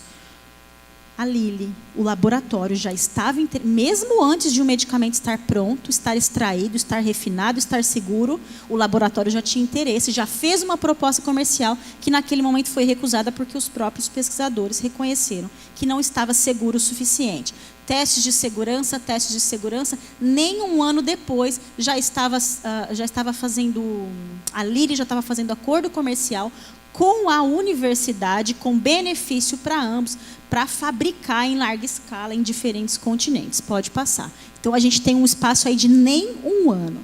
No final de 23, eu já tenho comercialização em massa da insulina. Então, é o contrário do que a gente estava vendo até agora, desse gap imenso entre a produção da evidência e a sua efetiva utilização. Por que isso aconteceu? Porque existia uma pressão popular, midiática grande, que pressionou uma instituição comercial, uma empresa, e pressionou politicamente a sociedade para que houvesse mobilização para implementar agora. E nós vimos isso também recentemente na pandemia, certo? Para as vacinas. Pode passar, por favor.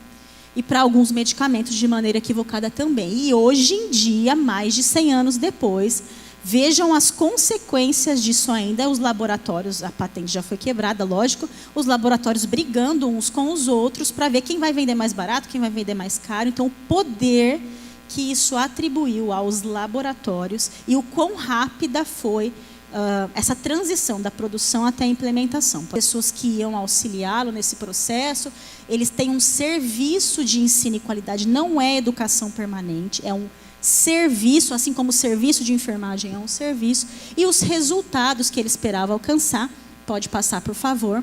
E aí ele foi lá, simplesmente fez uma revisão sistemática, elaborou um protocolo baseado nas melhores evidências. Olha que fácil. Ele fez isso, ele é maravilhoso, ele era meu chefe, tenho muito orgulho. Elaborou o protocolo, infelizmente a gente não consegue ver, pode passar, por favor. Eu espero que ele veja essa fita um dia, tá bom? E lógico que não era só esse critério de melhor prática que ele tinha, de implementação das melhores práticas. Para cada um daqueles 5 critérios, ele foi elaborando o que eu espero alcançar, o que eu vou fazer, quem é a minha equipe, quem são os meus recursos e quais resultados eu espero alcançar. Pode passar, por favor. Esse aqui é uma tela em que ele mostra no sistema eletrônico de documentação de enfermagem, que é chamado de Procenf USP, como o protocolo entrou lá com uma promoção. Novidade, temos o protocolo aqui, registre aqui, identifique os diagnósticos, resultados e intervenções, eles usam lá na Andanik aqui. Pode passar, por favor. E, acho que eu nem coloquei, mas só para comentar, eles, quando eles seguem o fluxograma do protocolo e a disfagia aguda, que está ficando crônica, é identificada, eles sensibilizam o sistema para o diagnóstico de enfermagem em risco de aspiração e, com base na sensibilização, nesse sistema de auxílio à tomada de decisão, ele sensibiliza para potenciais resultados de enfermagem da NOC. Ao selecioná-los, o enfermeiro sempre toma a decisão final, não é o sistema que seleciona por ele. Ao selecioná-los, ele sensibiliza na próxima tela para as intervenções de enfermagem com base nas melhores evidências do protocolo dele. Então, é assim que o sistema de documentação funciona. Fez tudo isso, criou o protocolo, educou a equipe, sensibilizou a equipe, etc. Ele vai fazer a fase 3, que é a auditoria de follow-up, de seguimento para verificar a conformidade. Vamos ver os resultados que ele obteve, bem maravilhoso. Pode passar, por favor. Olha só, a conformidade de 100% para 4 dos 5 critérios das melhores práticas, exceto esse critério aqui, que era o 2, que era de educação, orientação de toda a equipe interdisciplinar, em que ele alcançou 78,6%. Acredito que com mais tempo vai fazer a orientação de demais pessoas. Pode passar, por favor. E aí a gente para e fala, meu Deus, eu queria ser o Paulo, né? Como o Paulo fez isso? O Paulo estava lá na UTI, ele falou, oi, vou criar um protocolo, vou fazer uma revisão sistemática, vou criar um protocolo. Estes protocolos assistenciais não são os POPs, não são uma simples descrição do que eu achei rapidinho ali na literatura, eles são documentos legais. Então, eles têm que ter toda a identificação do que vai fazer, quem, como, com base nas melhores evidências, inclusive com fiscalização pelo Conselho Regional de Enfermagem. Pode passar. Eu vou mostrar para vocês, deixar o link aqui, o professor Luiz Carlos também já deixou, o QR Code para vocês acessarem o Guia de Elaboração de Protocolos Assistenciais, que tem todas as premissas com base nas revisões sistemáticas para criá-los. Pode passar. E para o Guia de Implementação de Protocolos, em que a gente faz um capítulo especial de integração mesmo. do protocolo, que não é inimigo do processo de enfermagem, que não é inimigo do sistema de linguagem padronizada. São materiais bastante interessantes. Pode passar. Então, isso quer dizer que pegaram esses manuais, colocaram na mão do Paulo e falaram: Paulo, faz agora, faz uma revisão sistemática, faz um protocolo, porque eu te dei esse manual, então agora você sabe fazer. É um mistério, nós vamos ver que mistério é esse. Como é que o Paulo, do nada, me fez um protocolo baseado nas melhores evidências? Assim como o Paulo fez, o HU também tem um protocolo de prevenção de quedas. Eu também tenho permissão escrita do Paulo para trazer esse material aqui, partes somente do material, em que ele tem o objetivo de prevenir as quedas. Ele não simplesmente fala assim: o paciente é idoso, então tem risco de quedas. Idoso de 60 anos, mesmas intervenções do idoso de 80 anos. Ele avalia com escala baseada em evidências, se o risco é baixo, médio ou moderado ou alto, pode passar. Com base nessa classificação de risco baixo, médio ou alto, as intervenções são individualizadas, o conjunto de intervenções é diferente, baseados na revisão sistemática, pode passar. Com base na individualidade dos fatores de risco, as atividades de enfermagem também são diferentes, pode passar. A documentação de enfermagem. Eu usei uma escala validada, que não é a NANDA, que não é o diagnóstico da CIP. Eu posso documentar agora? Claro que pode. Fique tranquilo, fique bem à vontade. A documentação utiliza a NANDA, NOC e NIC. Inclusive, a documentação da NOC foi baseada num estudo feito no próprio HU a respeito dos resultados que os enfermeiros consideravam mais adequados para aquele ambiente de cuidado. Pode passar, por favor. E as intervenções de enfermagem com a NIC. Essa é uma parte do fluxograma em que o enfermeiro inicia as suas tomadas de decisão. Uma segunda característica dos protocolos assistenciais é que eles não são prescritivos. Tem que ter momentos para o profissional tomar a decisão clínica. Pode passar, por favor. E, além disso, casado também com a mensuração. Esse aqui é um dos indicadores de resultado, que é a incidência de queda do paciente. Então, prática baseada em evidência, processo de enfermagem, linguagem de enfermagem padronizada, medidas gerenciais de indicadores de processo de resultado, não são inimigos uns dos outros. São todos melhores amigos, estão todos andando juntos, bem contentes. Pode passar, por favor.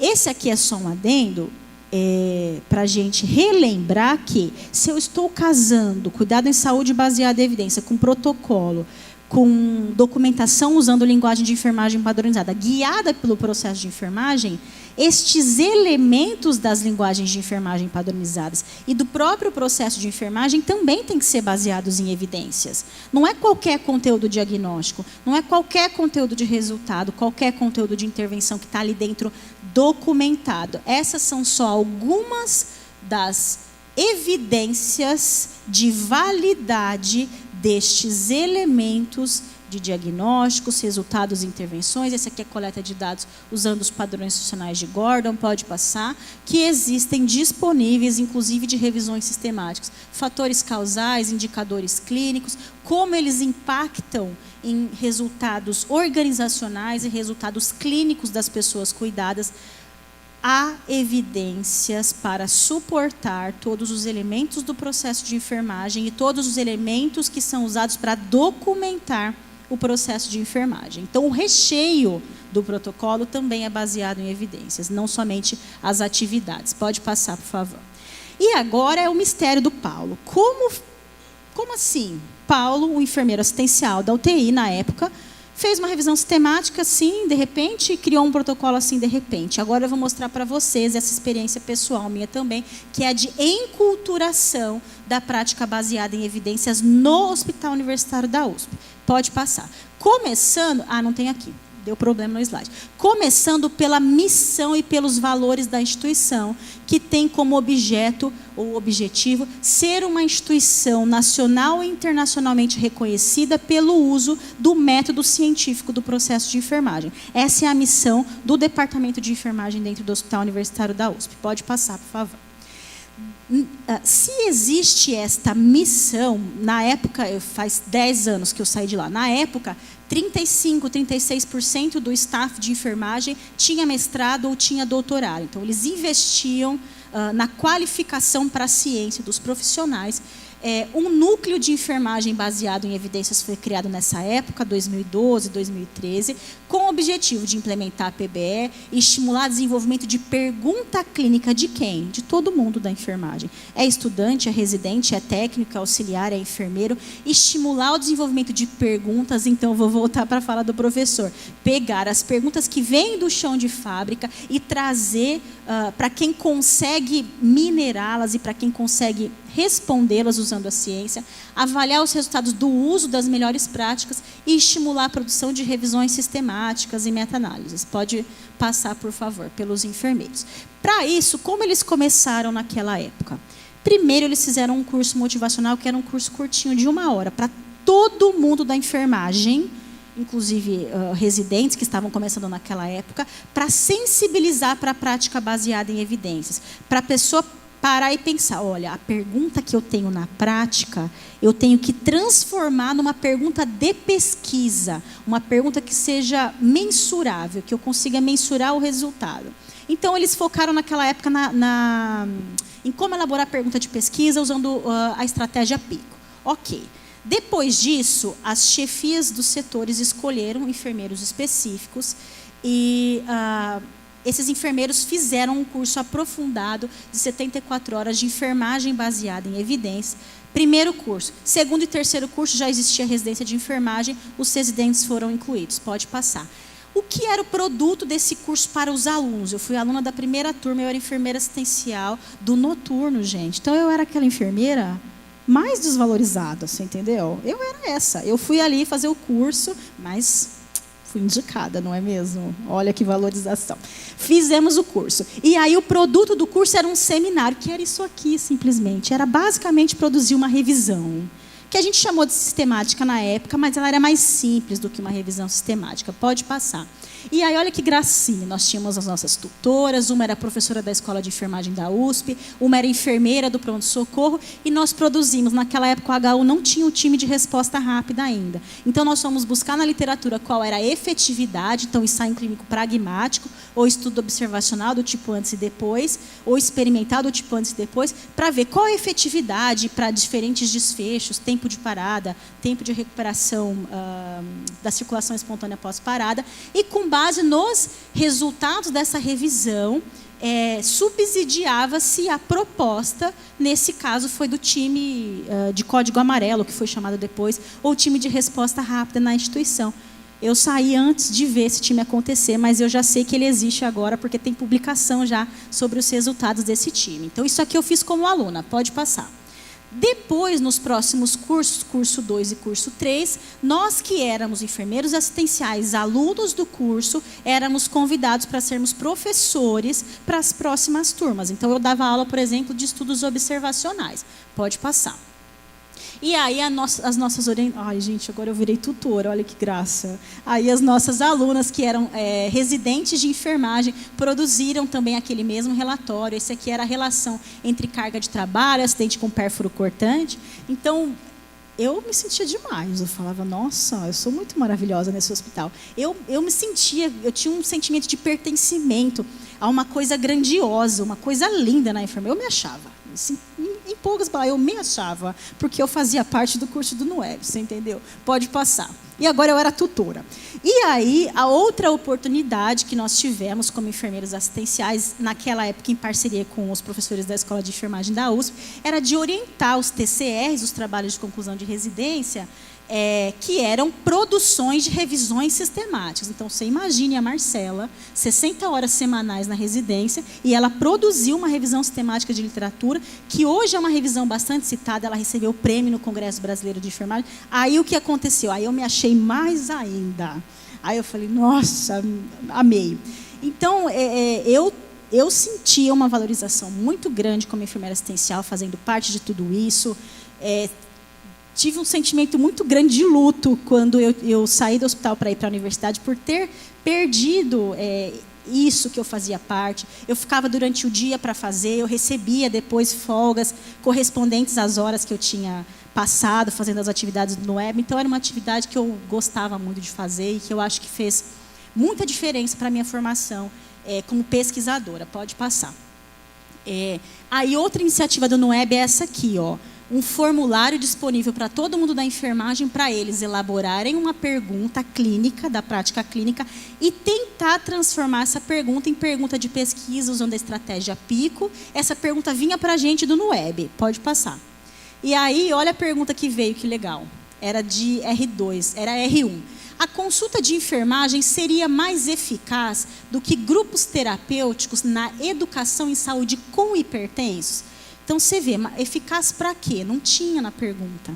Então, a gente fazia o exercício no NUEB de transformar a pergunta da prática em pergunta de pesquisa, pode passar. A gente usou a estratégia PICO, determinou todos os elementos, transformou, escolheu um desfecho que era o controle pressórico, podia ser adesão ao tratamento, podia ser qualidade de vida, podia ser satisfação, podia ser um monte de coisa. A gente escolheu o controle pressórico, pode passar, e a gente fazia a busca, combinando descritores controlados, palavras-chave, e o que a gente concluiu é que existiam ensaios, estudos quase experimentais, mas não existia estudo que comparasse exatamente essas duas intervenções. Então, a nossa conclusão para a finalidade do HU era: precisa ter estudo primário para responder essa questão, porque não tem estudo para eu fazer revisão agora, para eu sintetizar. Isso aí virou um tema de TCR de uma das residentes de saúde não era saúde da família, era ambulatorial.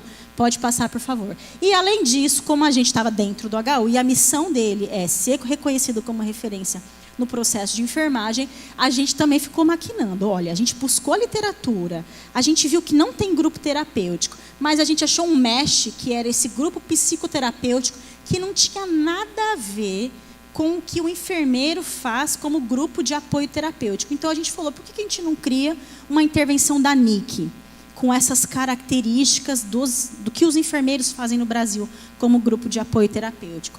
Então, a partir de uma pesquisa feita por uma residente, nós transformamos em pergunta de pesquisa, respondemos a pergunta dela, virou o TCR dela, e ainda nós tivemos a ideia de criar uma intervenção para a NIC. Gente, com muito orgulho, tá bom? Obrigada. Pode passar. Não, eu não era dona de nada, tá? Não acabei. Era só do NUEB. Estou acabando, que eu estou passando do tempo já. Uma outra iniciativa dentro do HU também, além de ter o NUEB, era o que a gente chamava de rodas de enfermagem. As 4 enfermeiras do noturno, ó, as 4 sofridas, ó. Como que era a roda? Uma vez por mês, janeiro é o mês do noturno ímpar. Aí a gente ia lá. A chefia dava um tema para a gente, falava, a roda de vocês é sobre isso. O que é a roda? A roda é você, enfermeiro, busca a literatura a respeito do tema e vem apresentar para o povo todo da manhã, que te odeia, da tarde, para a chefe, para a diretora ver, e você fica lá apresentando. Aí eles deram esse tema para a gente, anticoagulação, aplicação subcutânea, porque estava tendo muito hematoma, tal, e fibrou. Aí eu falei, ai, que tema chato. Gente, já sei isso aqui, todo mundo.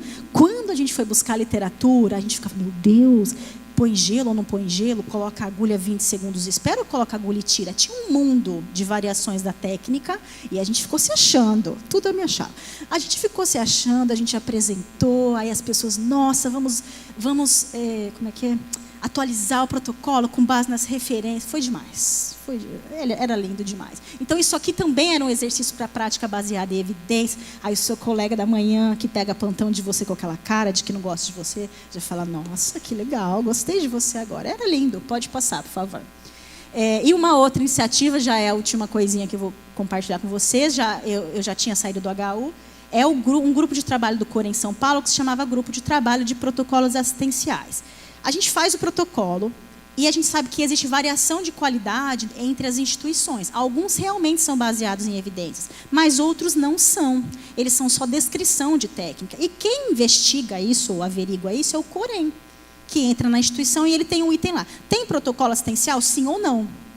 Só que não é simplesmente sim ou não para eu garantir qualidade da assistência. Então, pensando nisso, uma atividade que esse grupo se propôs a fazer, pode passar, pode passar, por favor? Foram oficinas práticas, a gente chamou de curso, mas era oficina mesmo. A gente saiu rodando o interior de São Paulo para dar oficina para os fiscais do COREM, para eles entenderem fundamento da pesquisa baseada, da prática baseada em evidência, como é uma busca realmente de literatura. Aí a gente perguntava para elas, que pergunta eles ficam fazendo para vocês durante a vistoria lá? Aí eles traziam perguntas, aí eu lembro que tinha uma que tinha canudo, a gente ficou, meu Deus, como é canudo em inglês? Como é que faz isso? E a gente buscava junto com eles, e quando a gente encontrava a resposta, o objetivo sempre era encontrar uma revisão sistemática ou um guideline. Se não encontrasse, a gente partia para estudos primários. Então, foi uma experiência muito rica, muito interessante. E com essa intenção de que o fiscal também tivesse o olhar para o protocolo, que não é simplesmente existe ou não existe. Existe com qual qualidade. Então, uma experiência bastante interessante, que eu acho que pode ser reproduzida também. Pode passar, por favor. Produzimos nesse grupo de protocolos também, quem tiver interesse, esse tutorial a respeito de construção de protocolos, é a professora Cibele Pimenta da EUSP, que é apresentadora, o QR Code está aqui também. Pode passar, por favor. E eu finalizo com vocês com essa frase que eu não conhecia, que eu procurei aqui para a aula, que é: para aquele que devota a sua vida à ciência... Tem na fita. Para aquele que devota a sua vida para a ciência, nada pode dar mais felicidade do que aumentar o número de descobertas. Mas a sua taça de felicidade fica cheia quando os resultados dos seus estudos imediatamente encontram aplicações práticas. Muito obrigada pela atenção de vocês.